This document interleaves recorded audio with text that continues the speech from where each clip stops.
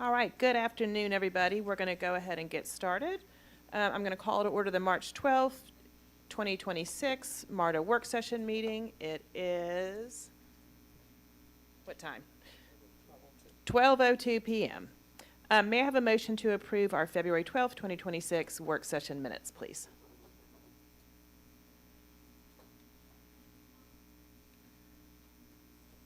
And if there's no discussion, please vote.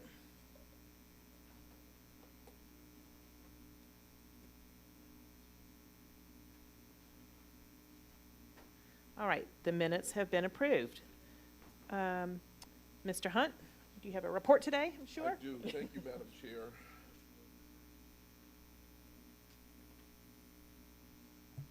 I will keep my remarks brief today, believe it or not, to leave time for a couple of very robust World Cup presentations that we're going to be bringing to you.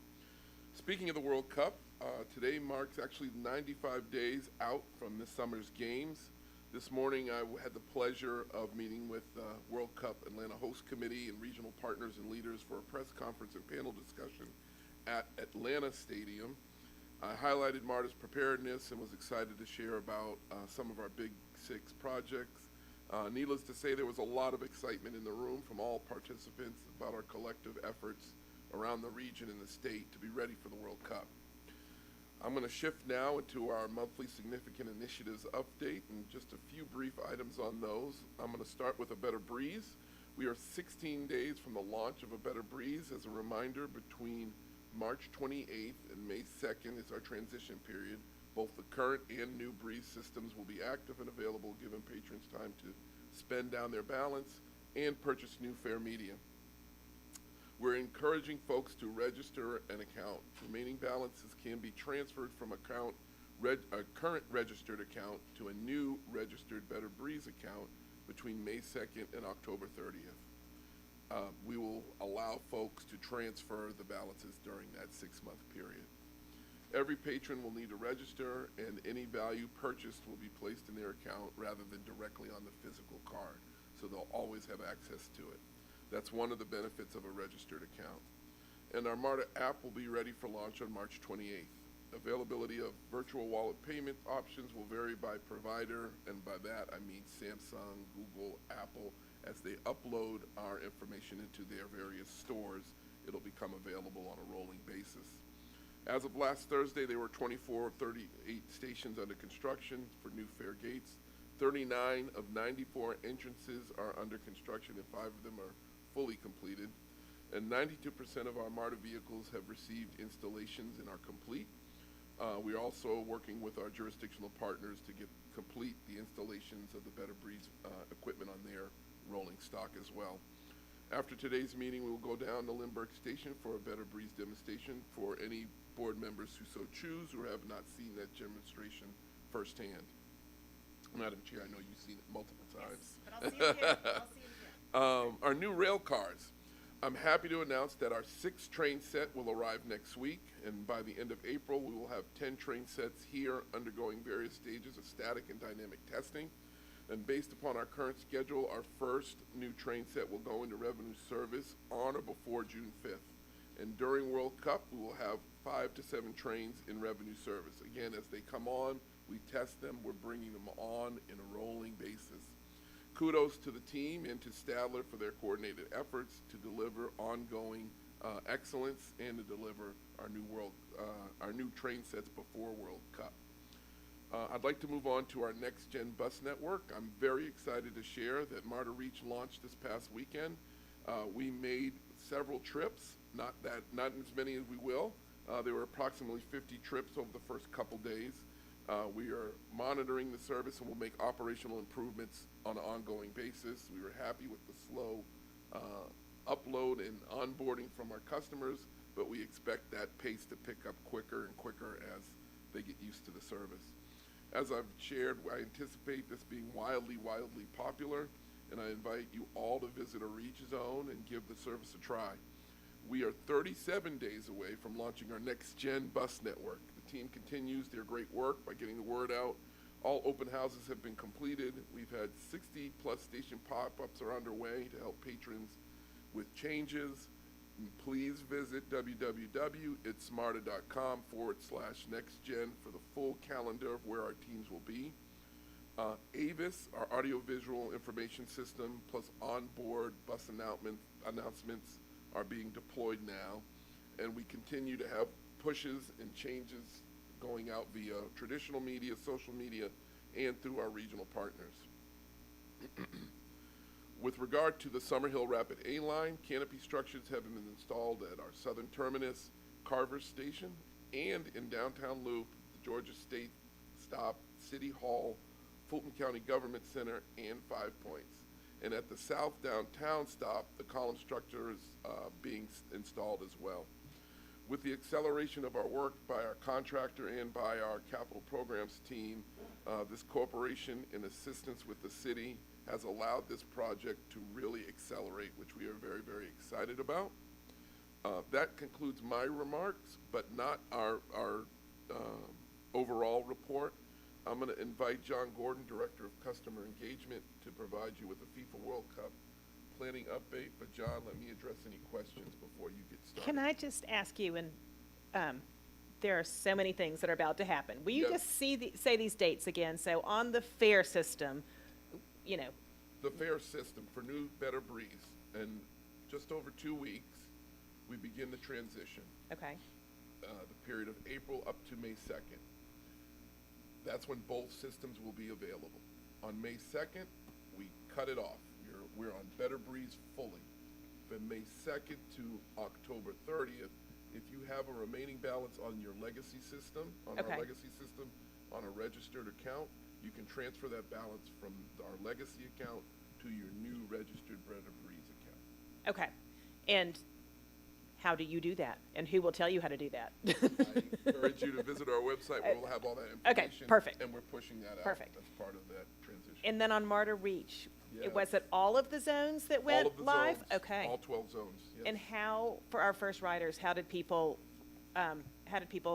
hail the vehicle? Did they do it online? Did they do it with a phone call? What are we seeing? You can hail a vehicle either through the app, Okay. online through a website, or call Okay. our reservations office. And did you all see all of that last week? I think the majority, if not all, were on using the app. Using the app? Yes, Okay. Yes, majority were on the app. Okay. Awesome. All right. Great stuff. Ready to hear about World Cup. Testing. All right.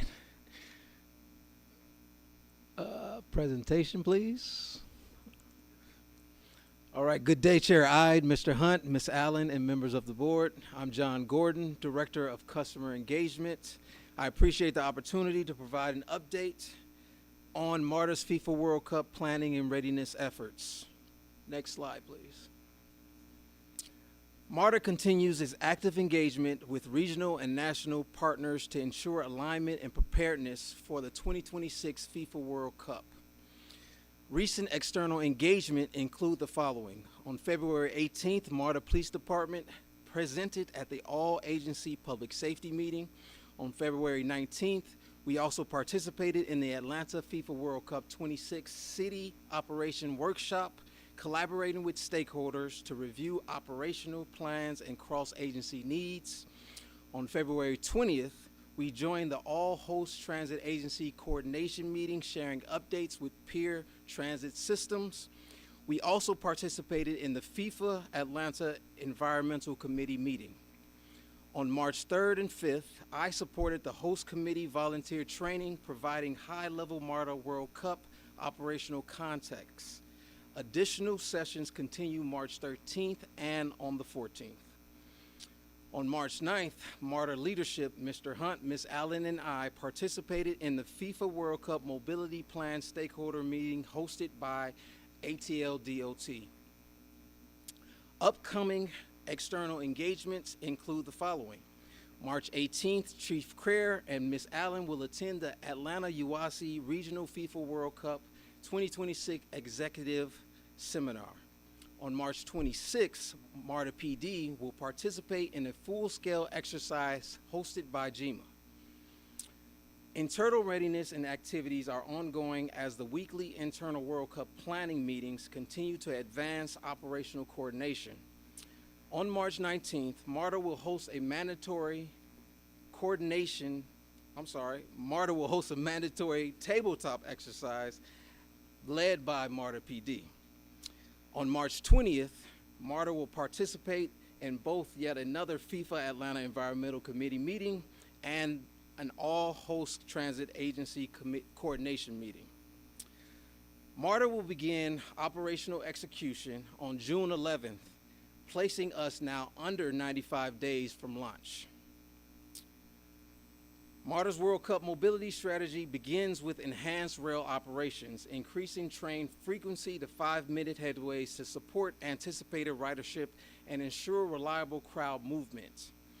The strategy leverages the high-density transit network surrounding Mercedes-Benz Stadium and Centennial Olympic Park, anchored by Vine City Station, SEC District Station, 5 Point Station, and Peachtree Center, located within a highly walkable half-mile radius, creating a strong transit backbone for major event activities. To optimize pedestrian flow and reduce crowding, we will proactively direct Fan Fest attendees to Peachtree Center and 5 Point Station to experience the half-mile scenic route. This will simultaneously mitigate overcrowding at Vine City and SEC District Station and stimulate the local economy by driving pedestrian and hospitality core. The streetcar's proximity to the FanFest footprint provides an additional mobility option, improving access and offering a convenient circulator for visitors navigating downtown. Garnett and Civic Center stations, positioned just beyond the half-mile radius, serve as a critical relief point, offering redundant entry and exit options during the event period. Next slide, please. Other service strategies include a minimum 30-bus rapid response fleet staged across 5 key stations, supported by mobility L vans for immediate dispatch in case of disruptions. Temporary ADA eligibility will be provided for guests with existing certifications from their home jurisdictions. Streetcar service will maintain the regular operating schedule on both match days and non-match days, which consist of 15-minute headways. Transit ambassadors will be positioned system-wide for up to 12 hours, with support commitments from retirees, private industry groups, WTS, COMTO, and other civic organizations, in addition to our over 700 MARTA staff. Next slide, please.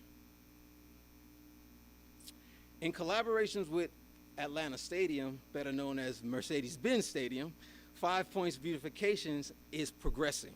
The on-site execution of Phase 2 is planned for mid-March through the end of April. This phase includes extensive surface preparation, pressure washing, priming, painting, and sealing the barriers. All listed dates are estimated to account for potential inclement weather. The mural will capture the essence of Atlanta through local symbols, colors, and specific cultural verbiage. No official corporate logos will be used. Next slide, please. At Garnett Station, the street level and platform level flooring are 100% complete, with upper plaza flooring scheduled for completion this week. New stainless steel wind and rain diverter panels have been ordered for installation at both street and platform levels ahead of the blackout date. At 5 Point stations, there is steady progress on flooring, while wall tile installations, platform seating upgrades, and metal ceiling panel replacements.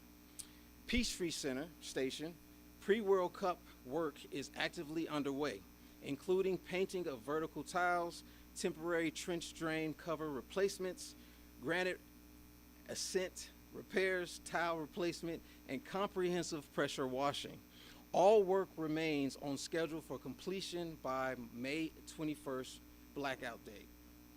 At Vine City Station, a fully coordinated scope is confirmed for completion by May 21st, including but not limited to replacement and repainting of rotted steel doors, cleaning and repainting the station fascia, bus canopy, and column improvements with new LED lighting, graffiti-resistant coatings and door and frames, landscaping removal and refurbishment, including restoration of the magnolia tree seating area, and so many more enhancements to come.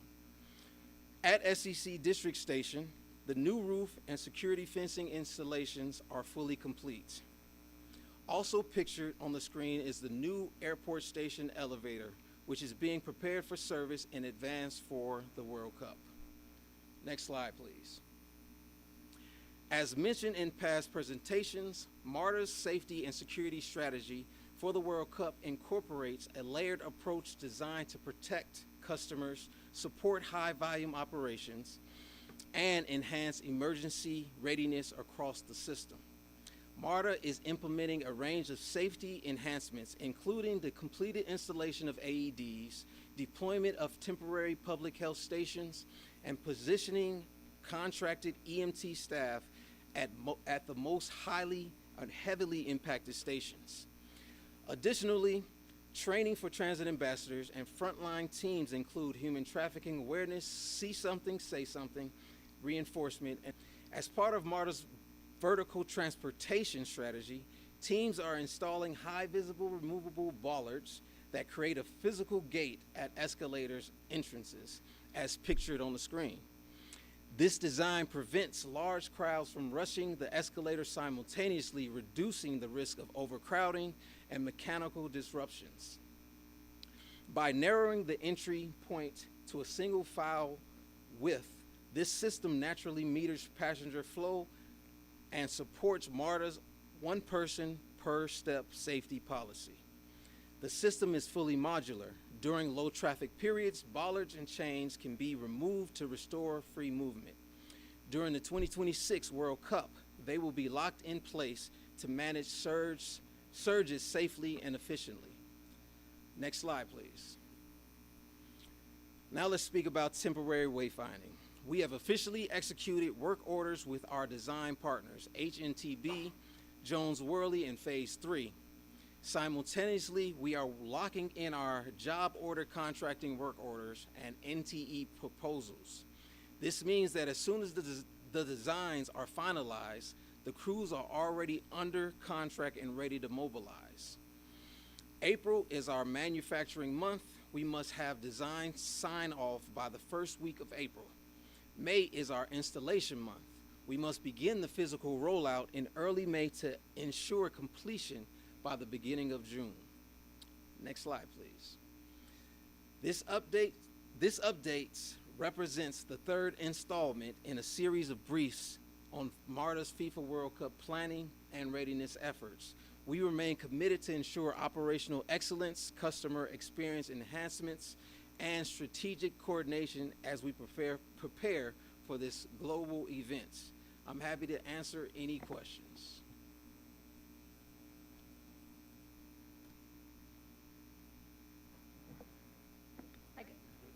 Sorry, I got one question. Sarah? On the slide that shows the bollards, Yes. right, for the kind of the crowd control going into the escalators, you said those were actually affixed, like permanent, like you can, I know you said you can move them around. Well, so yes, they are affixed to the ground, but Okay. we have the capability of removing them too.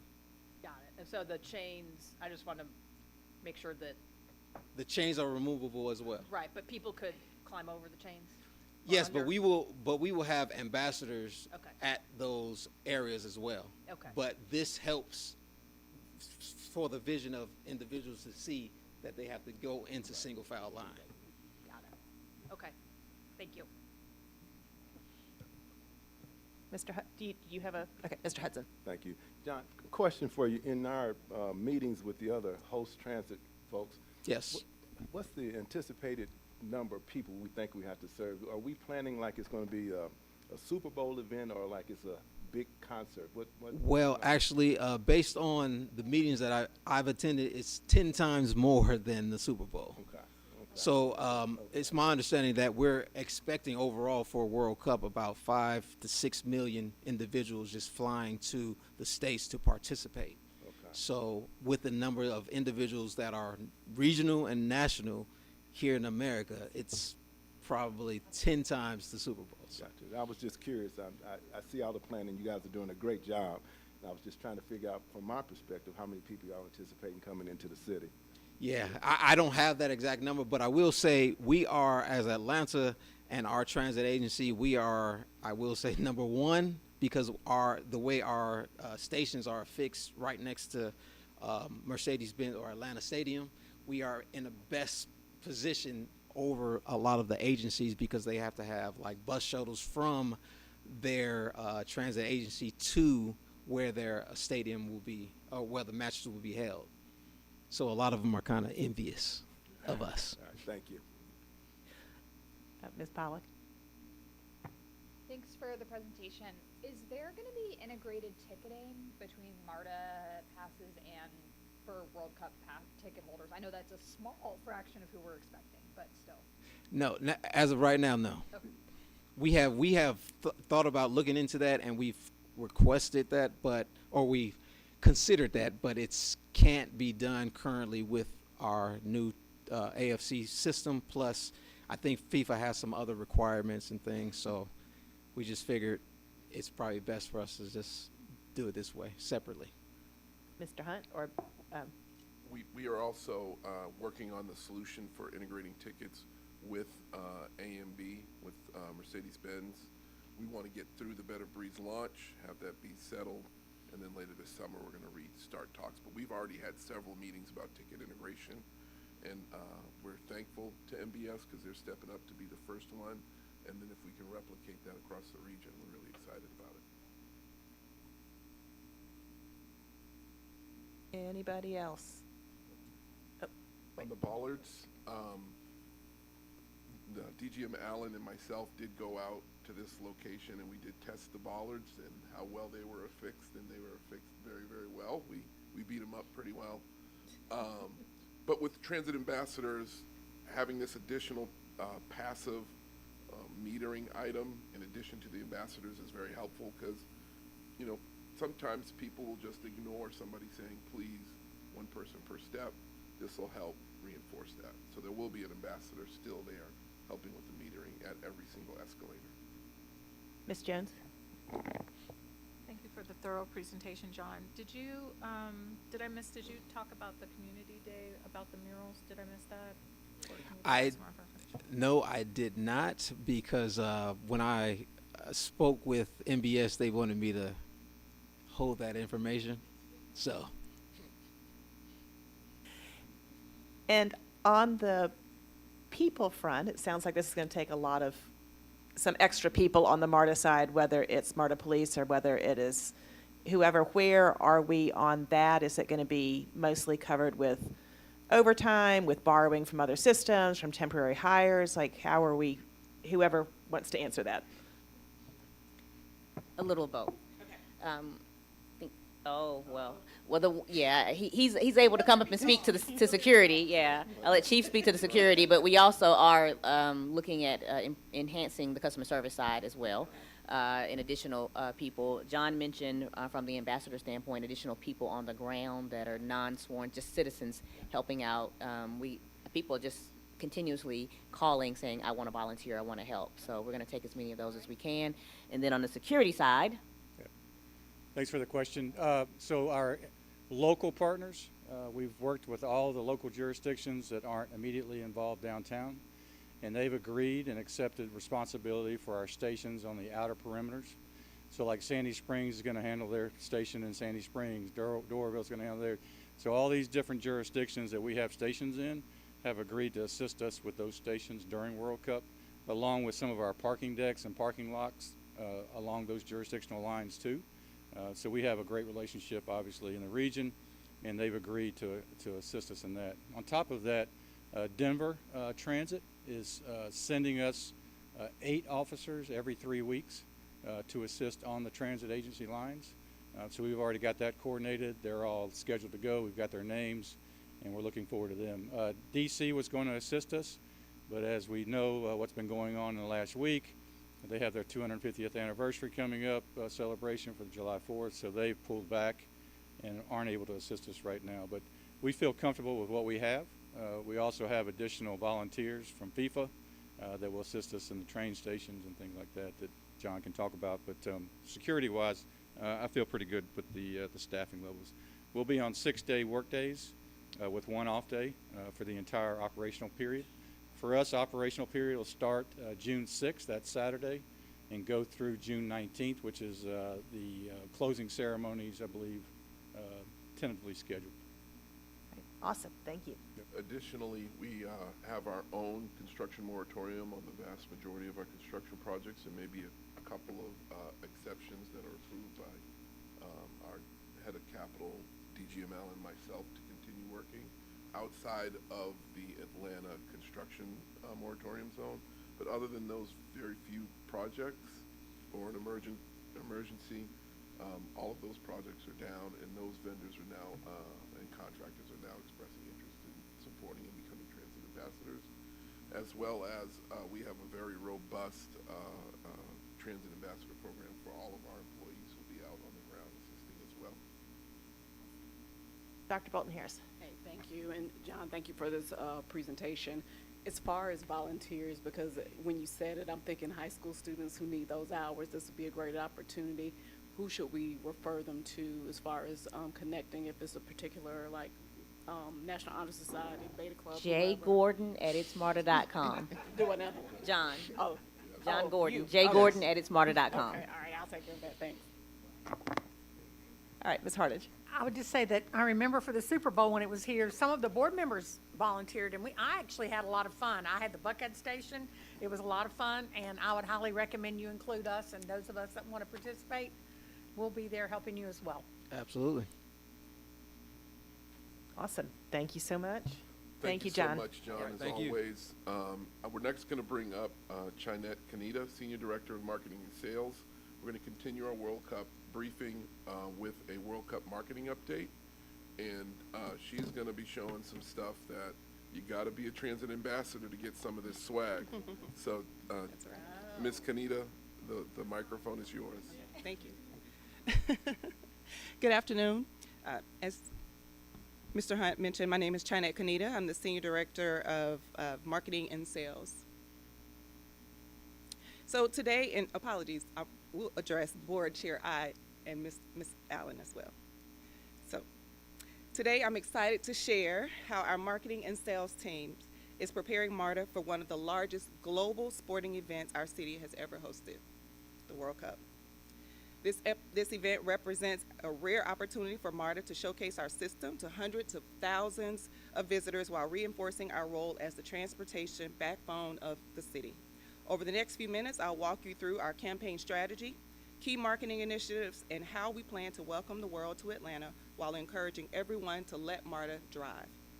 Today, I'll walk you through several components, including we'll start with why this event even matters for MARTA, then move into our campaign objectives and messaging. From there, I'll highlight how we're enhancing the rider experience through branding and wayfinding, and how we're helping fans navigate the city through digital tools and paid media. And finally, I'll touch on partnerships, cultural collaborations, and the advertising and revenue-generating opportunities that support this campaign. So as we know, the 2026 World Cup will bring hundreds of thousands of visitors to Atlanta and place our city firmly on the global stage. For MARTA, this represents a major opportunity to showcase our system as the safe, clean, and reliable way to move around the city. We'll help connect fans to matches, hotels, festivals, and attractions throughout the city. Just as importantly, the tournament will introduce thousands of international visitors and first-time riders to MARTA, many of whom will experience Atlanta for the very first time through our system.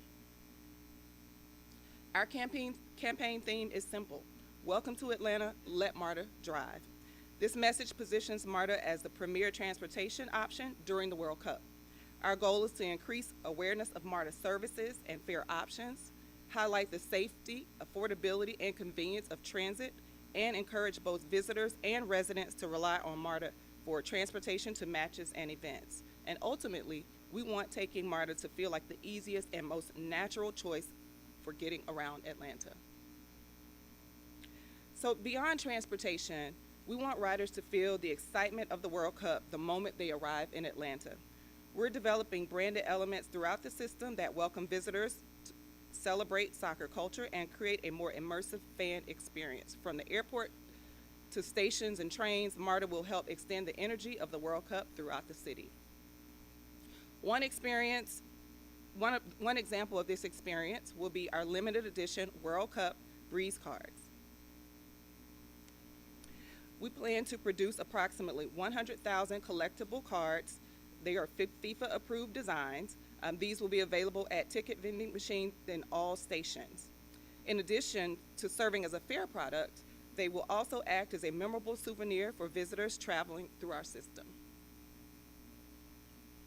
We'll also outfit our transit ambassadors with custom soccer-inspired jerseys to help riders during the tournament. White jerseys will be worn on match days and the black jerseys on non-match days, including helping visitors easily identify staff who can assist them. We're also exploring opportunities to offer similar jerseys through our online MARTA merch store, which we expect will be very popular with fans. In addition to system branding, we will distribute soccer-themed promotional items at community events and fan activations leading up to and during the World Cup. These items will help build excitement around MARTA's role in the tournament and give us opportunities to engage directly with the fans through the region. We have misting fans because it's going to be very hot during that time frame. We have a magnet, a hacky sack kickball, and a water bottle with a Bluetooth speaker. So while these elements help create excitement around the event, one of the most important parts of our preparations is ensuring visitors can easily navigate the MARTA system, even if they've never tried transit before. Our strategy uses a tiered station approach, prioritizing locations with the highest visitor traffic and direct access to stadiums and fan events. So through clear signage, floor graphics, and directional sign messaging, we will guide riders through the system and create a welcoming, intuitive experience. So just for reference, Tier 1 stations provide direct access to the Atlanta Stadium and Fan Fest. And Tier 2 stations provide access to key hotel corridors, end-of-line stations, and major bus connections. So, for many visitors, their MARTA journey will begin at Hartsfield-Jackson Atlanta International Airport. We're renewing our multi-year Welcome to Atlanta Domestic Arrivals campaign, ensuring fans see MARTA messaging as soon as they arrive in the city. This approach immediately introduces visitors to MARTA as the easiest and most convenient way to travel around Atlanta.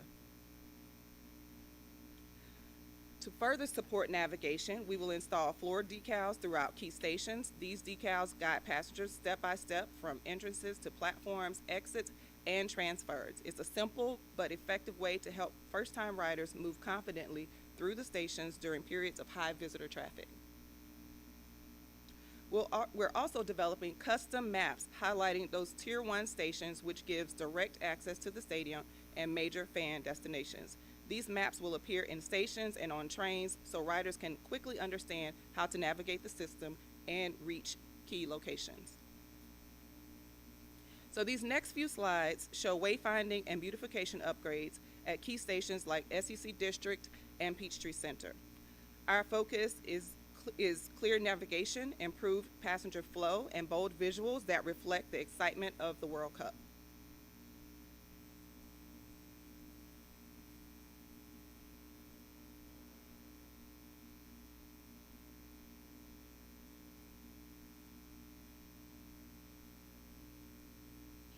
Now, while FIFA sponsors will have domination advertising placements in both SEC District and Peachtree Center, MARTA will ensure our wayfinding and branding help visitors move easily throughout the system.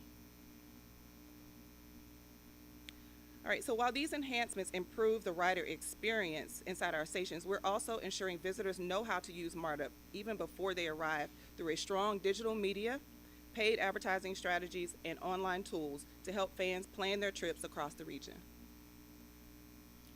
So our campaign uses a multi-channel paid media strategy to ensure MARTA is top of mind throughout the tournament. This includes digital display, streaming TV and audio, targeted website and app placements, paid social media, digital billboards, transit advertising, email marketing, and print media. Together, these efforts are expected to generate approximately 300 million impressions from now through the end of the World Cup. Our campaign focuses on several key groups: local residents who need service updates and reminders about the convenience of transit, international visitors traveling to Atlanta for their respective countries' matches, soccer fans attending matches and fan events, as well as event experience seekers who want to enjoy the excitement across the city, or folks just want to be in the mix. So here's a design concept of our in-progress World Cup theme advertising creative. These visuals will appear across digital platforms, streaming audio, streaming media, social channels, and out-of-home placements, reinforcing our core message: welcome to Atlanta, let MARTA drive. To support our digital campaign, today at 2 p.m., we will launch our dedicated World Cup landing page in conjunction with the World Cup countdown press release. This page provides trip planning tools, how to pay, how to ride, MARTA apps, accessibility and safety information, match day experience information, and more. It serves as a central hub for visitors and residents planning MARTA trips during the tournament. So in addition to digital campaigns, we'll have a strong out-of-home visibility. This includes the prominent billboard you see here above Peachtree Center Station. Additional placements throughout downtown Atlanta around Centennial Olympic Park, State Farm Arena, 5 Point Station, and near FanFest zones. And more than 65 digital billboards across MARTA's service areas along major corridors like I-285, I-85, and I-20. These placements ensure citywide awareness of MARTA as a preferred transportation option. Our mobile display campaign will complement these billboards by reaching fans directly on their phones. By targeting mobile users across Atlanta and surrounding areas, we can deliver real-time trip planning information and encourage riders to choose MARTA for convenient access to matches, events, and navigating the city. We're also partnering with 11 Alive to highlight MARTA's World Cup readiness. The campaign includes 3 live interview segments leading up to the tournament that showcase Next Gen Bus Network and Reach, the Better Breeze, and our World Cup preparations, including wayfinding improvements, transit ambassador programs, and rider experience enhancements. We'll also sponsor traffic reports, which will highlight the closest MARTA stations on the traffic map, while viewers follow along with news. This provides residents and visitors with real-time guidance while reinforcing MARTA's role as Atlanta's transportation backbone. And I think we have an example video.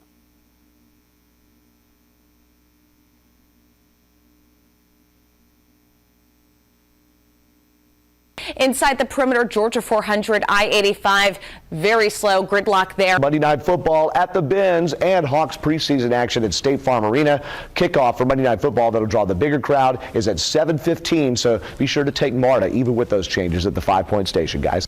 Traffic Trip Times, sponsored by MARTA. Breeze into Atlanta. Thank you.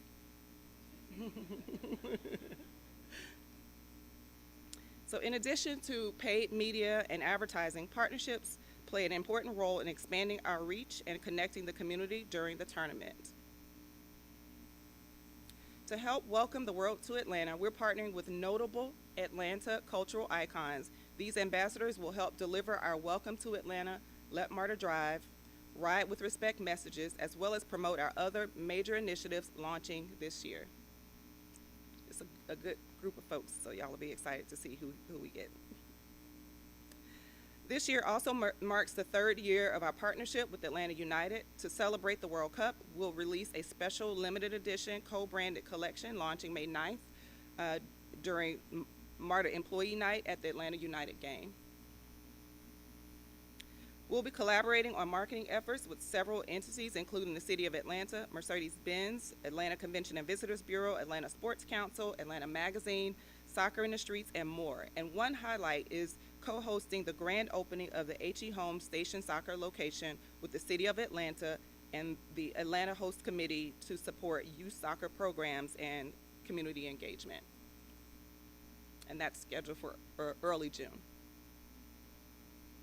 So to date, we've secured advertising commitments from 3 major FIFA sponsors, as I mentioned earlier. Interest from additional advertisers continues to come in, but we've already contracted approximately $500,000 in revenue tied directly to the World Cup. This early momentum reflects the value of MARTA's system as a high visibility platform during a global event, and we anticipate continued opportunities as the tournament approaches. So the World Cup represents a historic moment for Atlanta, and MARTA will play a critical role in moving fans and visitors across the city. Through these initiatives, we are ensuring MARTA is visible, welcoming, and ready to deliver a world-class transit experience. Thank you for your time and support.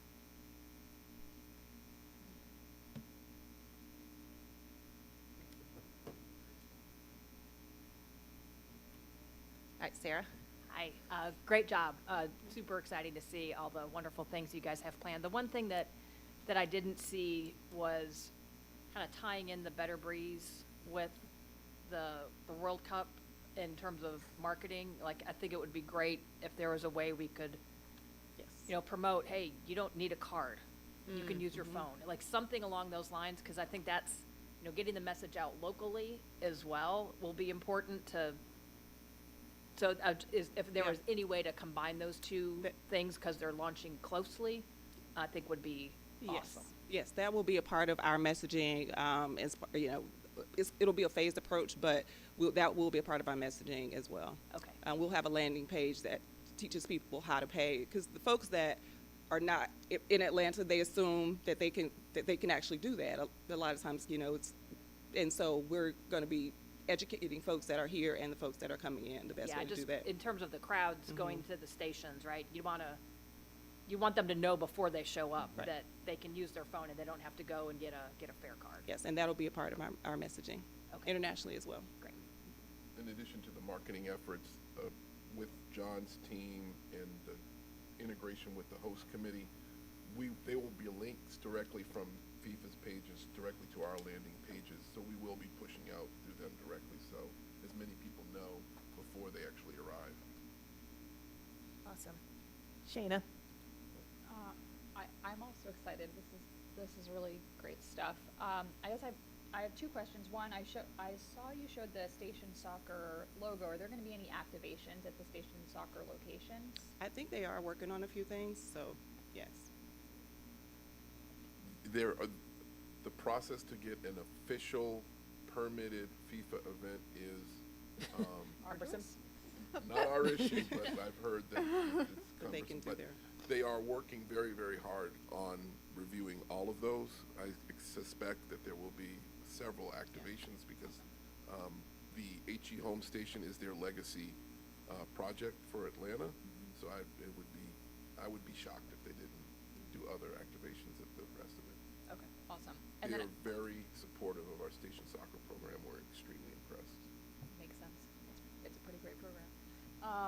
And then I guess my other question is just, this marketing is great, and I think it really speaks largely to the visitor crowd, maybe with the exception of that 11 Alive bit. So I'm curious, what's the posture on marketing this more to locals, as this could be a time to try MARTA and have a great experience because we're running 5-minute headways. Absolutely. So yeah, we'll be messaging to the folks that are local to try MARTA, but also the folks that live here and still have to go to work and all those things, to making sure that they know that they can get to where they need to get to as well. So there will be messaging directly to folks that are residents as well as folks that will be visiting in. Okay, thank you.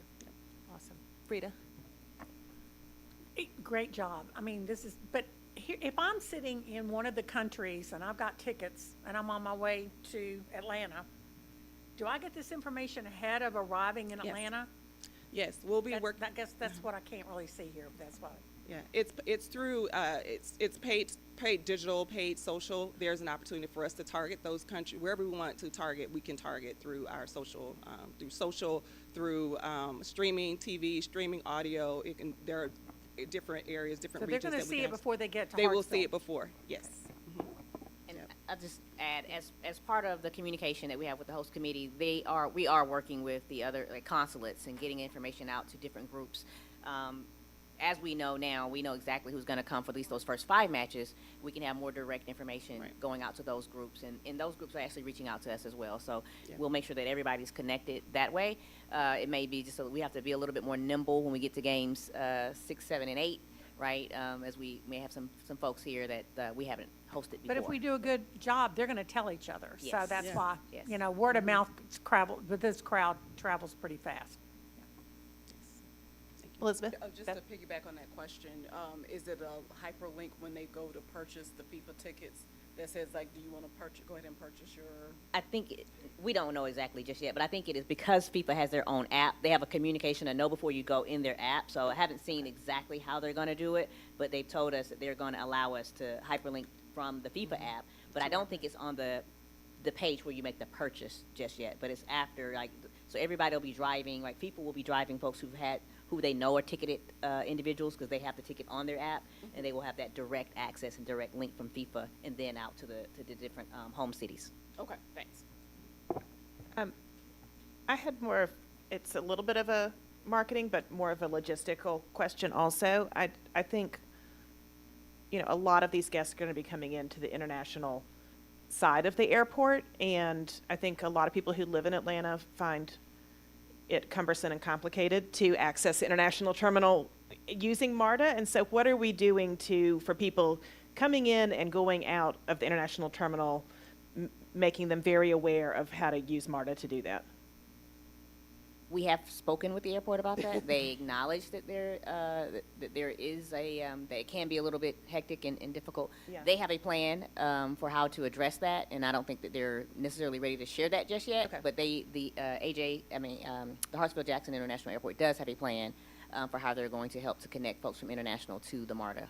Yeah, because I think, you know, sometimes it happens that all of a sudden you're on the outside and you're like, darn, I missed getting on the plane train to get over to MARTA, and now I don't really want to Yeah, I think take a shuttle and I don't know where to find the shuttle. So, that yeah. partnership will be made public later.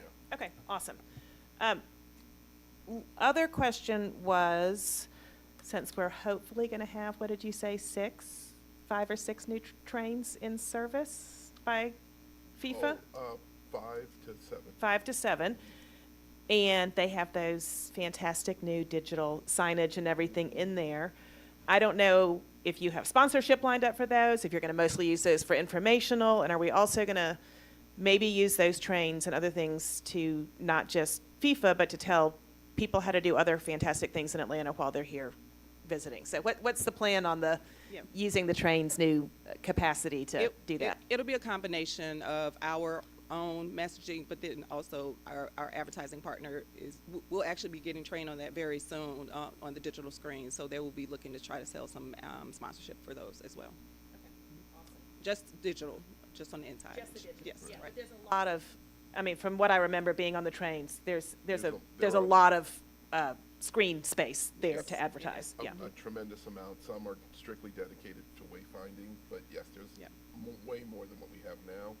And we will have 11 trains in Atlanta. We're expecting 5 or 7 to be through testing and in revenue service, just to make that clear. Yeah.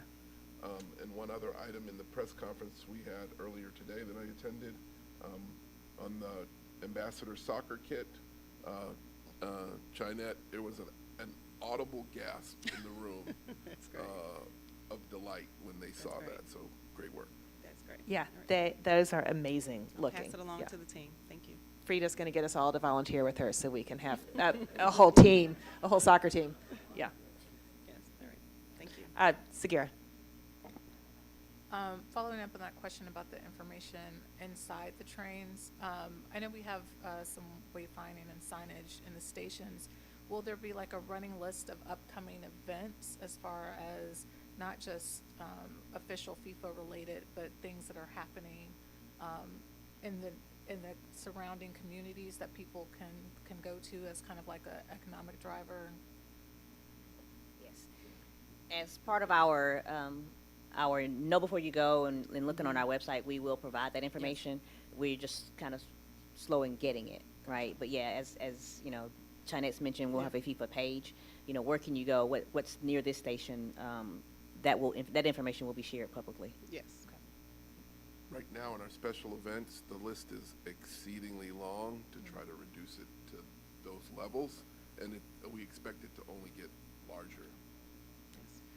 And I just want to say, fantastic job to the entire marketing team, community affairs, everyone that's been working on this. MPD, just all of MARTA, because you all are doing so much all at one time, and you all are putting in a labor of love for months on end. And I just want to say thank you so much for everything that you're doing, because I don't think anyone can really understand the amount of work that you all are doing behind the scenes to make this pull off. So thank you. Thank you. Yeah, I would like to echo that I think this is going to be a tremendous experience for people visiting Atlanta, but I also think this is like a once-in-a-generation event like the Olympics, where a whole set of people who haven't been regular MARTA users who are going to really wow them, and I think it's, you know, we're going to get a whole, you know, new group of riders due to the amazing work that you all are doing, and that, you know, the whole team's doing everywhere from, you know, our operators to our police to our marketing to our ambassadors. It just feels to me like it's going to be, you know, a Class A experience for everybody who rides. So thank you very much for that. Your comments are appreciated, especially considering next week is Transit Employee Week. So thank you. Absolutely. Thank you. Thank you, John. Thank you, Chinette, and great job. I'd like to remind everyone that the board will have its budget board retreat on Friday, April 3rd from 9 a.m. to 1:30 p.m. Budget talks. I see everybody getting excited. I'm excited. Madam Chair, that wraps up my report. The board will find in your packets an updated communications amplification toolkit. And last night we sent around an update regarding an electrical event that required our stations to go down, not all of them, a segment on the east-west line. After public comment, I'd like a moment to allow our ops team to come up and just give you a little bit of background and debriefing on that, if Yep. it pleases the board. That, And with that, I yield. that is great. Mr. Pritchett, do we have any items for executive session? Several, yes. Okay. What kind are they? What flavor are they? We have a personnel and three litigation matters. One is an update on pending litigation. Another is a short discussion on potential litigation, and the third is a litigation settlement. Okay. So with that knowledge, Ms. Hardage, Mr. Logue, yeah. Oh, excuse me. We also have a personnel matter for executive session. And another personnel matter. So that's Okay. on the record. Oh, he said one personnel matter. Do we have two? Yes. Okay, we have two personnel matters. All right, raise your hand if you're in favor of going into executive session to hear those, by my count, 5. Was that right? Ms. Hardage moved, Mr. Logue seconded it. All right, we are going to go into executive session to hear those matters. So if executive session doesn't apply to you, please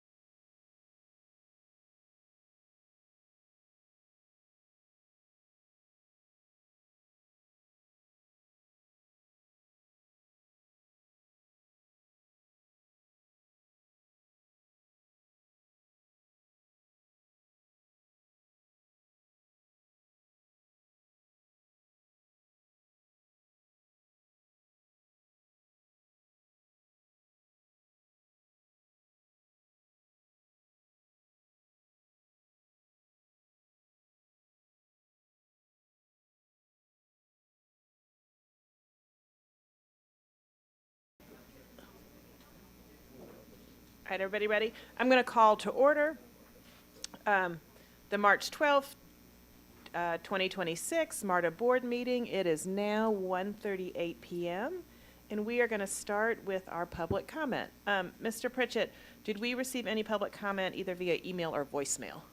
Yes, one via email, and we have 8 in person. Okay, thank you. So the one via email will be made part of the record, and then we will hear from 8 individuals now, starting with Mr. David Ward. I'm sorry, I forgot to read our instructions. Each public speaker is allowed 2 minutes and cannot donate his or her time to other speakers. The total time for public comments will not exceed 45 minutes. If this limit is reached before all comments are heard, the public comment period will be paused and the board meeting will continue. Public comments will then resume at the end of the board meeting. So we're going to start with Mr. Ward, and as usual, you'll see your 2-minute timer up on the screen. So the mic is yours. Thank you, Chairperson. As customary, I always want to say thank you and welcome to all my members that's in the room. Our International Secretary Treasurer that came down from Washington, D.C. to assist us with some activities like negotiations and organizing around some of the issues in our division. One of the things I do want to talk about is the need and the desire that we cease in outsourcing a lot of our work and our services. Paratransit, I was here during that time in 2016 when paratransit services were outsourced, and we have seen nothing but the service go downhill since then. Over the next course of the weeks, you may see some of our patrons coming in and voicing some concerns, but outsourcing is never the solution, right? It does not make the company more financially sound and efficient. It does not necessarily improve customer service, but we want to see it leave MARTA as fast as possible. We also want to commend Jonathan Hunt and his team for working with us to keep on-demand in-house. We both worked on both sides very diligently to make sure that that happened. With that being said, we want to try to foster and build these type of relationships to get things done and be as productive as possible when we're looking out for the communities and the workforce that we currently have here at MARTA. We also want to put an emphasis on building up apprenticeships to build up those programs that contribute to good operator apprenticeship and mentorship programs. That's how you build a strong presentation to the communities. That's how you bring cooperation and good performance back to the MARTA way and to the MARTA legacy. So once again, these are some of the things that the union are presenting and we want to see happen, and it will benefit the community, it will benefit MARTA, and it will benefit the union. Thank you for your time. Thank you, Mr. Ward. Next up, we have Mr. James Atkins.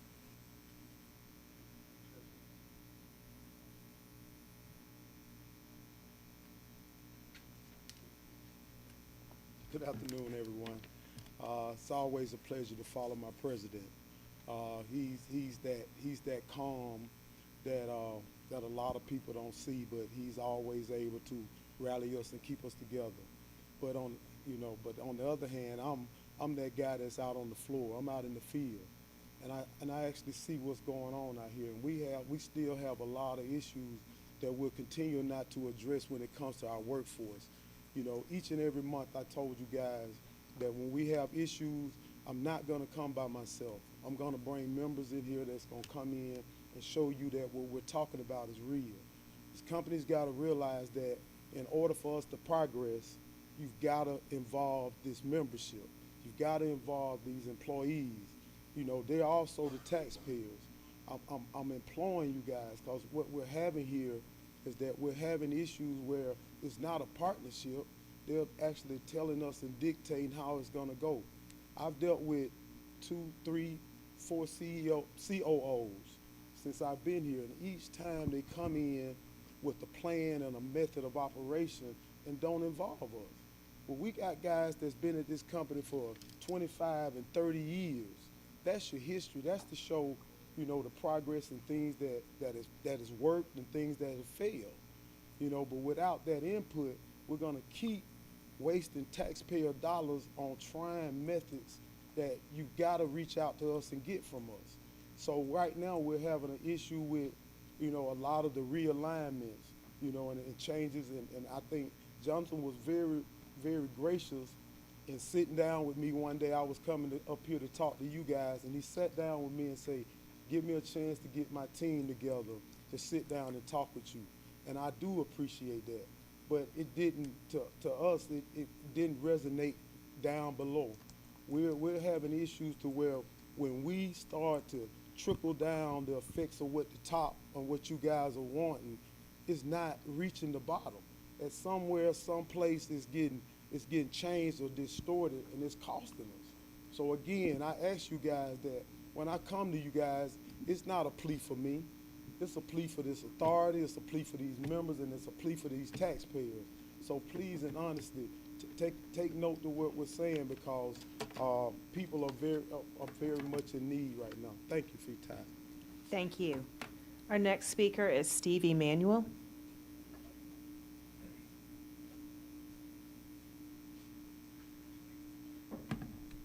Good evening, and how y'all doing? I'm a mechanic in the bus maintenance department, and I speak for all maintenance. Number one, our leadership in maintenance is ridiculous. They want us to move forward, but everything started off with our leadership. Our safety is horrible. It's like safety ain't being practiced until after somebody get hurt, after they lose a finger or so forth. We're never informed about anything. It's almost like we only find out after it happens. Rules changes and so forth. We don't know nothing. But yet and still, we out here working hard, breaking our knuckles, getting these buses down the road, and we're not being recognized. You know, we got faulty equipment, and, you know, we need to be treated better. You know, I mean, we're going into the contract, you know, we want more pay, and we want to be worth every dollar that we get, but we're not being recognized. You know, we're losing employees, and our management is just horrible. It's just horrible. You know, I think they need more training or whatever, but as far as us coming together, and we say that we're a team in a company, where we're not saying on our behalf, but yet and still we're pushing to get these buses out, and still they want us to do double what we can't do. You know, we ain't got enough people in the right places and so forth, and MARTA needs to recognize us. When these buses go down the road, we putting them the buses down the road. You know, if these buses are late on service or whatever, we doing our part. We are not in management. We're just here to fix these buses and keep them rolling. But if we don't be recognized or anything, where do we stand? You know, so the purpose why I came down here is for MARTA to recognize us. When y'all see these buses, we putting these buses out there. It ain't MARTA, it's us. Thank you. Our next speaker is Calvin Tucker.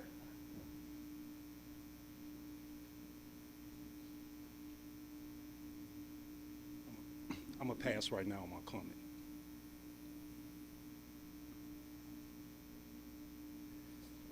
All right. Our next speaker is Haley Hernandez.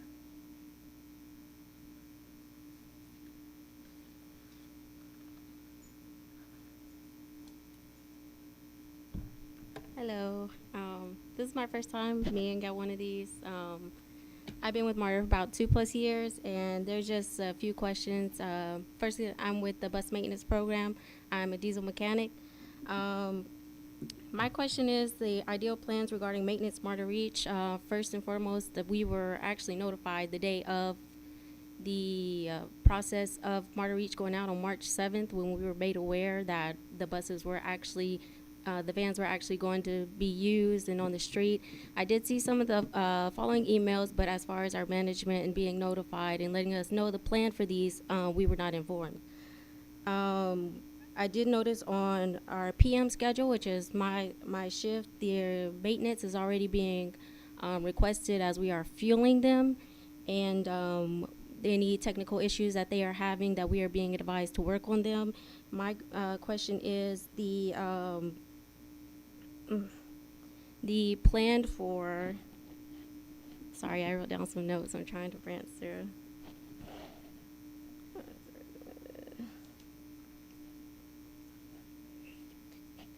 Okay, so I noticed that the demand for the technicians are still being asked to do more, and I noticed that the cost of living pay has still not been mentioned or anything of that nature. As far, we all know we don't want to keep adding on tasks that we are not being informed of or appreciated of, or that it takes more time to handle a diesel bus and then take over and handle over the MARTA reach vans. And as far I know, FSO sent out the last board meeting information. I did notice that on their Laredo notice, there was one of our workshops, understaffed shops, and that was the information that they gave. Sorry, that was all. All right, thank you so much. And we as a board really do appreciate when the workforce takes time out of their day to come, share their concerns with us and let us know what's going on, boots on the ground. So we appreciate our union leadership, and we appreciate our MARTA team members for coming down and letting us know what's going on. We have 2 additional public speakers today. Next, we have Ms. Myra Clayton.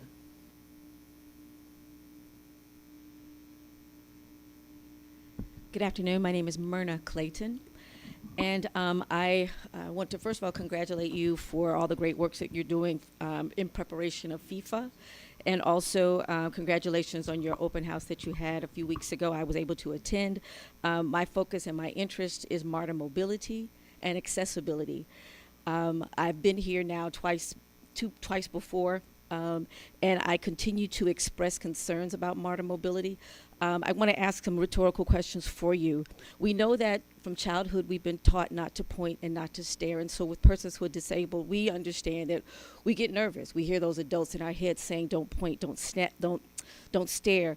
But I want to ask, how many of you are parents, grandparents, uncles, and aunts of persons with disabilities?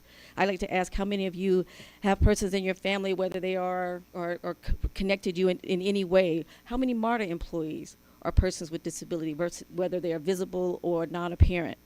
There's a disconnect between training and implementation of MARTA mobility drivers, and we are concerned about that.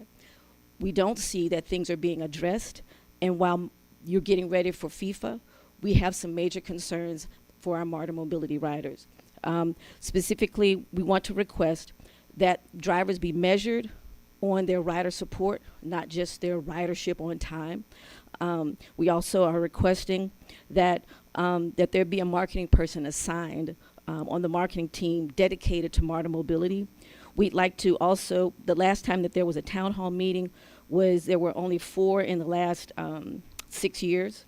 MARTA mobility town hall meetings. We'd like to request a MARTA mobility town hall meeting in August after FIFA. We'd like that August of this year, post FIFA. We'd also like to create after that a MARTA mobility task force so we can address these issues directly, so that you guys aren't just hearing the after effect, but you're hearing really what the people are saying, your riders are saying. And so I don't see, the last thing, MARTA mobility, the team needs an increase in their budget, because they keep saying to us, we don't have the budget to do this, we don't have the budget to do that. You guys have the control of that, and we'd like for you to consider that. Thank you so much. Thank you, Ms. Clayton. And our final speaker today is Ken Mitchell.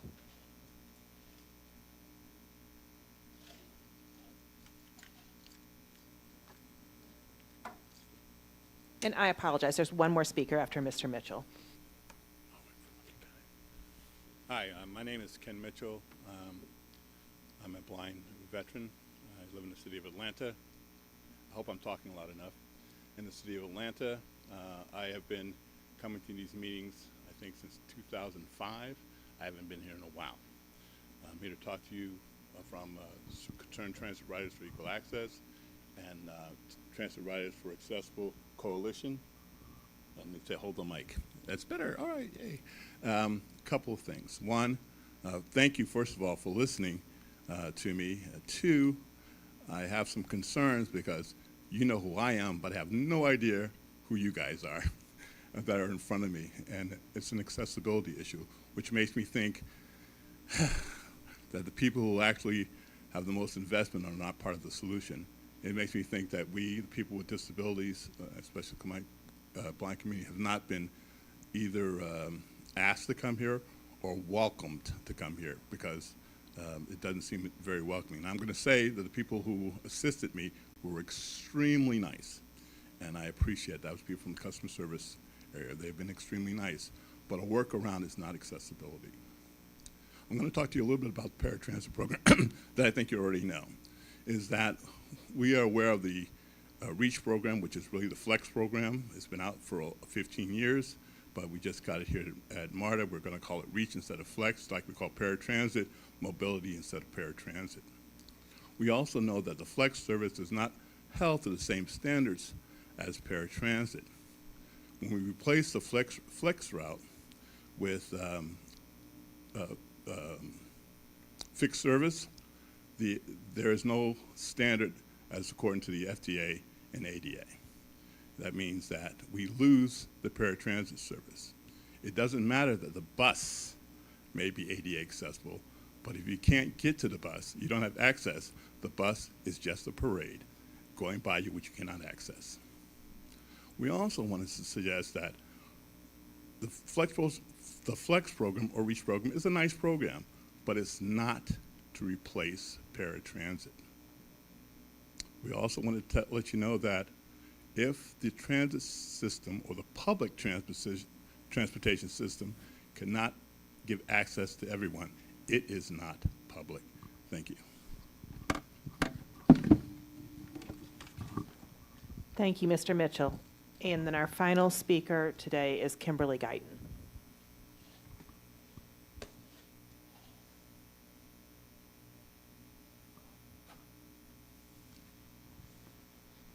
Good afternoon. My name is Kimberly Guyton, and I am representing myself along with my neighbors in my community at the Tree Line Ansley Apartments, which was formerly Gables Midtown Apartments. I just found out last Sunday that our bus route number 809 Monroe/Boulevard will be completely dismantled or gotten rid of, and I have an issue with that. I just moved there, and someone came up with the bright idea of a new bus stop, which is going to be installed, which is going to be the number 7, I believe, in front of the Ansley Mall. Now, if you are familiar with that area, you would know from my residence to the Ansley Mall is more than a 45-minute walk, which I did do that on last Sunday. It's not a 10-minute walk. I don't know who came up with that. It's more than 45 minutes. This will be very dangerous for myself as a woman and also at night. The unfortunate thing is there's no other option. We're not even part of the zone where you guys have created this on demand. We don't even have the option of that. So I'm trying to figure out how am I going to get back and forth to work. This is going to take place effective April the 18th. And to use Uber and Lyft one way is going to cost between $9 and $10 one way. That's $100 a week.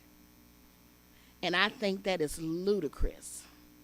And I'm trying to prepare for it because I have no other way of getting back and forth to work.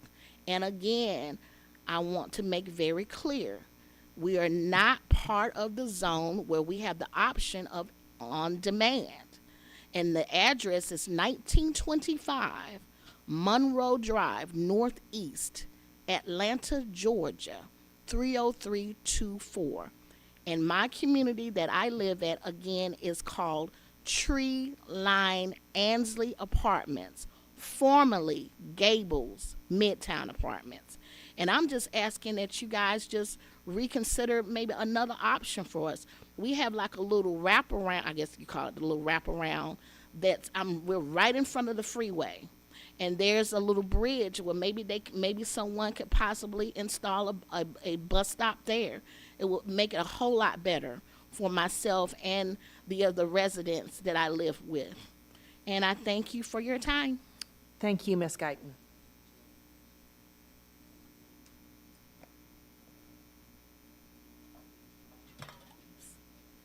All right. May I have excuse me.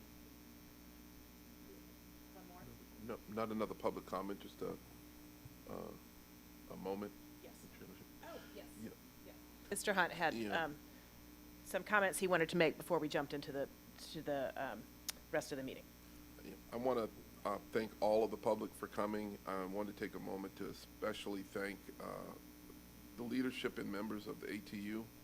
I was taking notes. James, I was definitely taking notes. And thank you all for taking your time to come here today. Ms. Hernandez, you did a great job for your first time. Looking forward to seeing you some more. Hopefully in the garage, and less so in the boardroom. But I will be seeing you again. The markup that you were alluding to, James, didn't go as well as we wanted. We definitely have talked about it as a leadership team, and I wanted to offer our apologies to you, to President Ward, the entire ATU leadership team, and we will get better. I know that as management, we make changes to improve, and those changes aren't always 100% beloved by management or by the ATU, but I want to appreciate your partnership. The change that you all have made in the ATU as leadership has been unbelievable, and we have seen the changes. I have seen the changes. DGM Allen has seen the changes and improvement. And the maintenance teams, you guys are seeing. So we'll look forward to visiting with you, having direct meetings, as I promised before this meeting. But I just wanted to say it publicly. Thank you. Thank you, Chair. Well, if you have.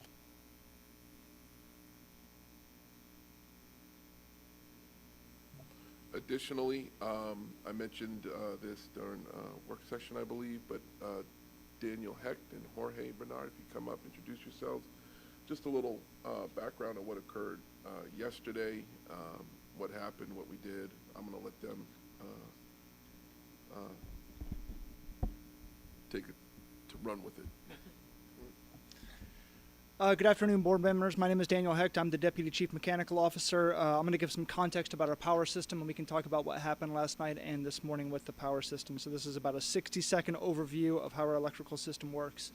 MARTA's heavy rail system has two power systems, a traction power system, which provides 750-volt DC power to propel our trains, and an aux power system, which provides power to station lighting, fare gates, train control, elevators and escalators, and other equipment.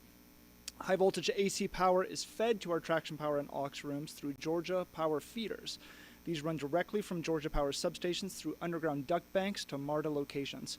Once the feeder enters the MARTA equipment rooms, power is fed through breakers before the power is altered for use across our system. Of importance, we own the lines that run from Georgia Power substations to our traction power and aux rooms. And because it is high voltage AC power that requires access to the Georgia Power substations to isolate the lines, we exclusively partner with Georgia Power to coordinate repairs of these high voltage lines that power MARTA.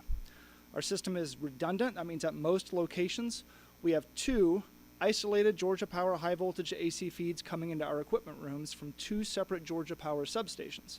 Once they enter the rooms, we have tie breakers that ensure continuous power to the equipment in case one feed goes offline. So that's the background. Last night, we experienced a loss of both incoming 19.8 kV AC power feeds from Georgia Power from the Hill Street and Moreland substations. These two feeders power three stations, 5 Points, Candler Park, and King Memorial Station. As such, MARTA lost auxiliary power at these three stations, along with the loss of third rail power at the 5 Points traction power substation. We were able to backfeed the third rail at 5 Points, so MARTA did not lose third rail propulsion power for the duration of the outage. MARTA immediately coordinated with Georgia Power on response. To test the lines, MARTA's equipment is isolated from the AC feeders, including a comprehensive lockout-tagout process to ensure safety of employees and the equipment. Georgia Power isolated the lines on the substation side and began testing the cables to ensure continuity of the electrical distribution. And isolation of this equipment was completed about 8 p.m. last night. Testing began shortly after. By 8:45, the first feeder was confirmed tested okay, and MARTA and Georgia Power began the process of removing locks and tags on the equipment to energize the system. Shortly after 9 p.m., the feeder was confirmed to energize and holding power. At approximately 9:40 p.m., King Memorial power was restored, 9:45, Candler Park was restored, and about 10 o'clock, 5 Points power was restored. Now, of note, at 11 o'clock this morning, the feeders, again, both experienced a fault, and Georgia Power and MARTA are responding. We had power back up by 12:20 this morning on those. As I stated, we are redundant, and the failure of both feeders is rare in that the feeders are mostly isolated. The two feeders do share a common duct bank. In certain locations, the feeders connect at the tie breakers and our switchgear. Georgia Power is investigating the duct bank to ensure there's no defects with the line. We have, in similar cases to this, found construction activities off MARTA property that drill through the duct bank and caused feeder failure.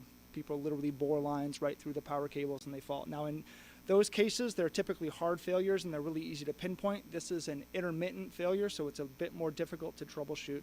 We have one of the feeders down right now and the troubleshooting continues.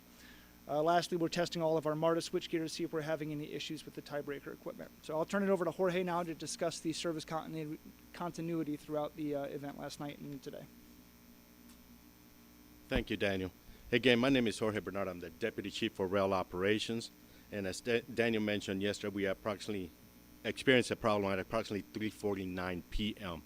Rail Services Control received an indication of loss of data communication due to the loss of auxiliary power at Candler Park Station, King Memorial Station, and 5 Point Station.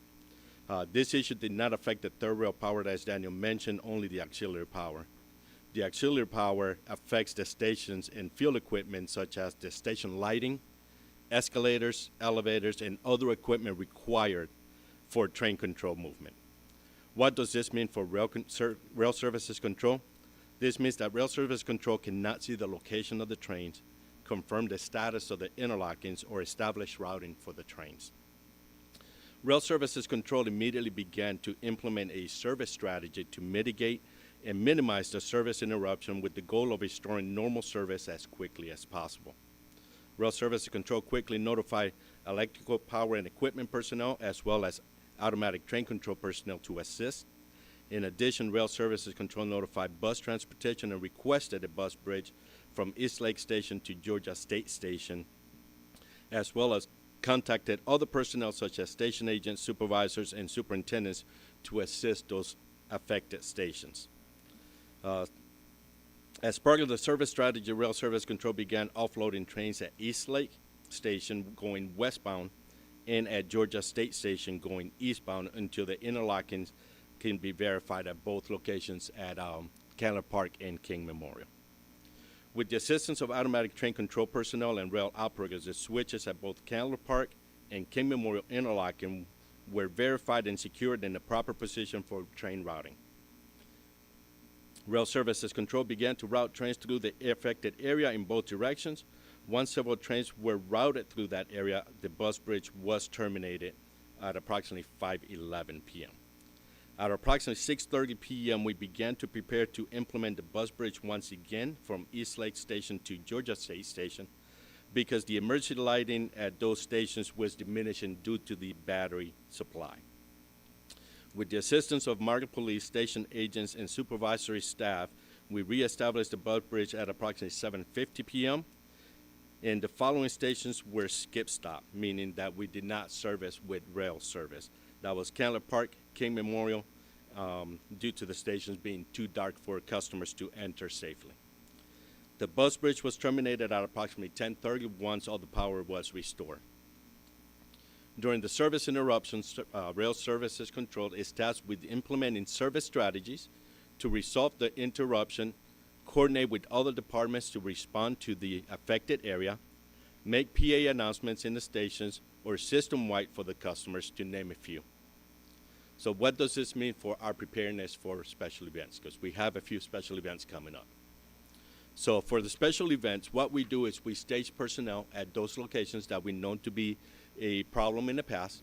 So we strategically place electrical and power personnel, ATC or automatic train control personnel, and supervisor staffs at various locations so that we can quickly respond to any issues that may arise. We also place additional trains that we can insert for extra service, and standby trains that we can quickly replace any trains that have any malfunctions. In addition, we also place standby buses at various locations so that we can quickly implement a bus bridge if the need arises. We all know that implementing bus bridge is not simple and it's not a quick process. So for that reason, we try to stage buses at strategic locations where we can quickly respond to any area of our system. And with that, I'll turn it back over.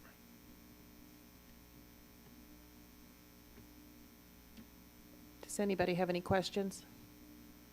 Thank you all so much for the update. I only understood about half of that, but I appreciate but I appreciate the information for the electrical engineers in the room. Thanks a lot. Thank you.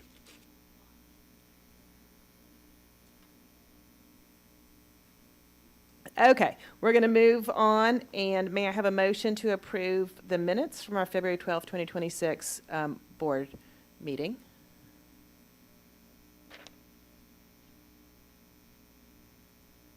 And a second, and if there are no discussion or corrections or changes, everybody Madam please Chair, vote. I am not against. I don't know why, Okay. but if you You could hit the change wrong that, button. please. Thank Yeah. you. We will make that correction. And with that correction, the minutes have been approved. We're going to move into, we have 3 committee reports today, and let's start with business management. Good afternoon, Madam Chair. The Business Management Committee convened on Thursday, February 26, 2026, and approved the following resolutions. A resolution authorizing change in committee members appointed to the non-represented pension plan and the non-represented defined contribution. B, a resolution authorizing the award of a contract for Cisco Flex Enterprise Maintenance Agreement, IFB B 50791. I request approval of these resolutions. Second, the committee also received the following briefing: fiscal year 2026 second quarter financial highlights and financial performance indicators. Madam Chair, this concludes my report. All right, let's vote to approve those 2 resolutions. We can have a motion and a second.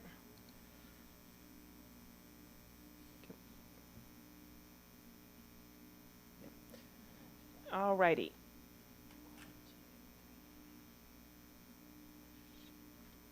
All right, those 2 items have been approved. Thank you very much. We're going to move next to capital, planning and capital programs. Madam Chair, the Planning and Capital Programs Committee met on Thursday, February 26, 2026, and approved the following resolutions. A, resolution authorizing the solicitation of qualification statements for the procurement of structural inspection engineering services, AE 50821. B, resolution authorizing the solicitation of qualification statements for the procurement of contract surveying design services, AE 50822. C, resolutions authorizing the solicitation of statement of qualifications for the procurement of architectural and engineering design services in support of MARTA station rehabilitation and state of good repair programs, AE 50799. And D, resolution authorizing the solicitation of proposals for the procurement of construction management at-risk services to support the station rehabilitation programs, RFP P50800. I request approval of these resolutions. All right, let's open the vote on these 4 items.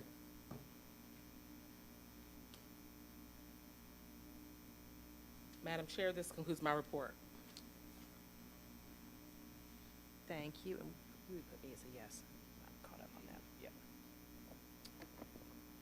All right, and then our final committee today is Operations and Safety. Madam Chair, the Operations and Safety Committee convened on Thursday, February 26, 2026, and approved the following resolutions. A, resolution authorizing the award of a contract for MARTA police uniforms, equipment, and ballistic safety components, IFB B50759.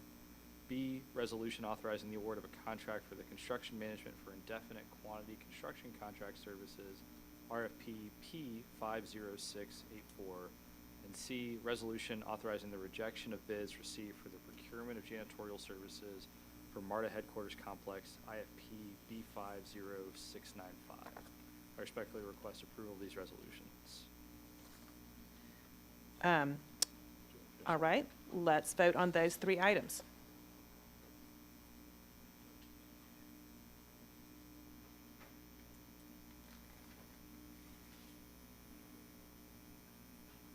Those three items have passed.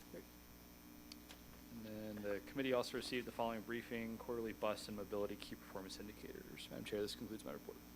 Thank you so much. And then, Mr. Pritchett, I believe we have some items coming out of executive committee that require a vote. Just one. Just one. One, yeah, we need a motion to approve a settlement in the amount of $450,000 in the lawsuit Trayvon Stewart versus MARTA. All right, Mr. Pond made a motion, Ms. Galisa seconded it, and show of hands. You got everybody? All right, that item is passed. Any other items or comments from board members? Mr. Frierson. Yeah, Madam Chair, I just want to say that I was one of the riders that was caught up in the power outage that impacted our riders today and last night. And I do understand the inconvenience that it caused our riders. I just want to acknowledge the fact that, you know, when these things happen, everybody has to pivot because it's just a situation that we all were dealt with. And so I just want to say, for me, I want to apologize to those riders that were inconvenienced. I do understand that they were dealing with a lot of issues, just like me. We all want to get to work on time, and so we do understand the sensitivity of what goes on. So, but I do want to say, we understand, and we're gonna deal with it. And I want also to say thank you to the employees, because they were down there trying to work through that issue. They were down there trying to communicate to people when there was no audio, and so I want to say thank you to all that was going on as we still try to deal with it. Okay.